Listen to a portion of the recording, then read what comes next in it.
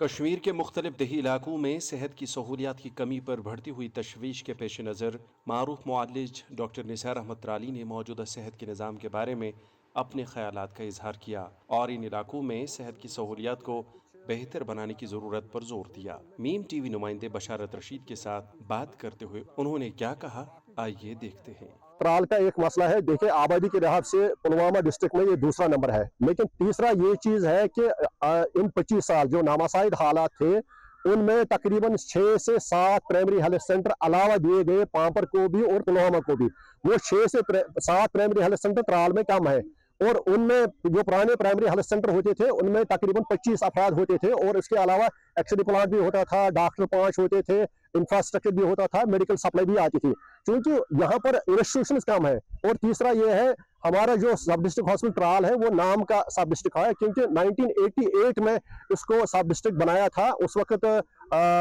Doctor Golani भी थे MLA यहाँ के, और उसके बाद 97 यानी तकरीबन एक डिकेड के बाद जो उस वक्त के वजीर आला जो शेख फारूक अब्दुल्ला थे, उनके भाई जो थे वहाँ हेल्थ मिनिस्टर थे, वो आए थे उसको इनाग्रेशन करने के लिए। इनाग्रेशन करने के लिए उन्होंने फिर तजवीज़ दी थी कि यहाँ सिर्फ 18 कनाल जमीन है, 18 कनाल जमीन में बहुत बड़ा अस्पताल नहीं बन सकता है, कम से कम 50 बेडेड हॉस्पिटल बनाना है। लेकिन बदकिस्मती से उस वक्त जो राय आमा थी और उस वक्त जो एमएलए वगैरह थे और बाद में जो एमएलए आए, उन्होंने चाहा था गवर्नमेंट ने चाहा था कि उसको बाजू में ले जाएंगे ताकि 50 कनाल लैंड अवेलेबल हो, ताकि वहां पर रेजिडेंशियल क्वार्टर भी बने और इसका 50 बेड हॉस्पिटल बने। लेकिन जब इन्होंने लोकल इसमें त्राल के खुद हम लोग जिम्मेदार हैं जिन्होंने उस वक्त नहीं माना, उसकी वजह से आप देखो 17 कनाल है जमीन इसको, जो इस वक्त सब डिस्ट्रिक्ट हॉस्पिटल त्राल है, तो वहां पर क्या क्या आप रखेंगे। और सब डिस्ट्रिक्ट नहीं है, वो कम्युनिटी हेल्थ सेंटर है। अब एक ही तरीका है इसको, चूंकि अब इस वक्त गवर्नमेंट का प्लान नहीं है सब डिस्ट्रिक्ट हॉस्पिटल बनाना, मतलब इसको नंबर ऑफ जो स्टाफ है इंक्रीज करना। एक ही तरीका है कि ये जो एम्स है, एम्स हमारा बन रहा है, एम्स को हमेशा एक कम्युनिटी हेल्थ सेंटर की जरूरत होती है, एक प्राइमरी हेल्थ सेंटर की जरूरत है। त्राल वालों को उठना चाहिए, उनको जो एम्स है उसके लिए परस्यू करना चाहिए कि वो अडॉप्ट करे त्राल हॉस्पिटल को, और इसके अलावा एक प्राइमरी हेल्थ सेंटर जो त्राल में है उसको अडॉप्ट करे, ताकि जो भी जो एम्स में बच्चे पढ़ रहे हैं, एमबीबीएस कर रहे हैं या फिर पोस्ट ग्रेजुएशन वगैरह करेंगे, वो यहाँ आएंगे, बीमारों का इलाज भी करेंगे, सीखेंगे भी, यहाँ उनके क्लिनिकल क्लास भी होंगे और थ्योरी क्लास वगैरह भी होंगे। उसके अलावा इसी तरह यूनिवर्सिटी है, फर्ज करें अवंतीपुरा यूनिवर्सिटी है, उसके लिए यहाँ पर त्राल में काफी जमीन है, वहां पर अगर वो कैंपस एक वहां पर रखेंगे, उससे त्राल इलाकों वाले को बहुत फायदा मिलेगा। इसी तरह ये टूरिज्म है, टूरिज्म डेवलपमेंट अथॉरिटी जब तक नहीं बनेगी, क्योंकि त्राल में काफी ऐसे स्पॉट्स हैं जो इंडिया में, यहाँ कश्मीर में किसी भी जगह नहीं है। तो लेकिन बदकिस्मती से हालात भी इसके लिए जिम्मेदार है और हम त्राल वाले भी खुद जिम्मेदार इसके हैं। उम्मीद है कि अब ये सोच जहनों में बदलेगा और त्राल की बेहबूदी और तरक्की के लिए सब यकजा होकर काम करेंगे। देखिए पहले बहुत मुश्किल होता था, जो रूरल है एरियाज है तकरीबन 80 के करीब देहात जो है वो तकरीबन यही गुजर पॉपुलेशन थी, और उन गुजर पॉपुलेशन में कुछ बीमारियां ज्यादा आम थी। एक तो इनमें खून की कमी थी, दूसरा इनमें कैल्शियम की कमी थी, तीसरा इनमें ट्यूबरकुलोसिस आम था। लेकिन बाकी जो बीमारियां हैं जो आम अर्बन या सब अर्बन एरिया में होती है, मसलन ओबेसिटी होती है, डायबिटीज होती है, हाइपरटेंशन होता है, तो या प्री डायबिटीज वगैरह होती है, ये बीमारियां उनमें नहीं थी। न्यूट्रिशनल बीमारियां होती थी उनमें, लेकिन जब से ये जो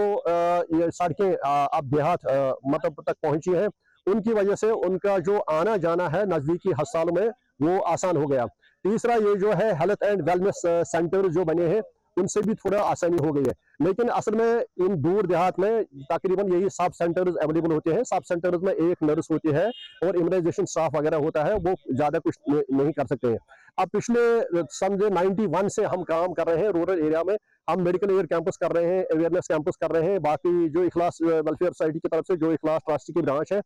तो हमने काफी कोशिश की है। लेकिन अल्हम्दुलिल्लाह कुछ चीजें उनमें है, मसलन आजकल जो नेशनल लेवल पर और यहाँ स्टेट लेवल पर भी ट्यूबरकुलोसिस जो डायग्नोस के लिए कोशिशें हो रही हैं, तो अब जो ट्यूबरकुलोसिस की शरह है वो बहुत कम हो गई है। इसी तरह ये जो छातियों की बीमारी थी वो भी कम हो गई है। अलबत्ता एनीमिया यानी खून की कमी और दूसरा जो है कैल्शियम की कमी वो इनमें खूब देखी जाती है। पहले उनमें एस्केरिस ज्यादा होती थी, यानी कीड़े उनमें ज्यादा होते थे, लेकिन आजकल नहीं है। जब से ये मतलब सेहत की तरफ लोग माइल हो गए और सफाई की तरफ ज्यादा रगबत हो गई, खासकर स्कूलों में, और दूर दराज देहात में भी जो छोटे छोटे प्राइमरी स्कूल और मिडिल स्कूल और हाई स्कूल पहुंच गए, उससे काफी इंप्रूवमेंट हो गई। लेकिन वक्त के साथ साथ ज़रूरत है कि इन जो एरियाज़ हैं, खासकर ये ट्राइबल एरियाज़ हैं, खासकर जो गुजर कम्युनिटी है, उनमें जो मोस्ट प्रेवलेंट बीमारियां हैं उनकी तरफ तवज्जो दी जाए, और खासकर जो हुकाम है चाहे सब डिस्ट्रिक्ट अस्पताल में है या कंसर्न जो नज़दीक जो प्राइमरी हेल्थ सेंटर है, उनके स्टाफ को वहाँ बीच बीच में जाना चाहिए, उनको चेकअप करना चाहिए, और अगर उनमें किसी कोई भी बीमारी पाई गई तो उनको नज़दीकी जो प्राइमरी हेल्थ सेंटर है उन वहाँ पर रेफरल करना चाहिए, ताकि वो मुस्तफीद हो सके उस फैसिलिटी से।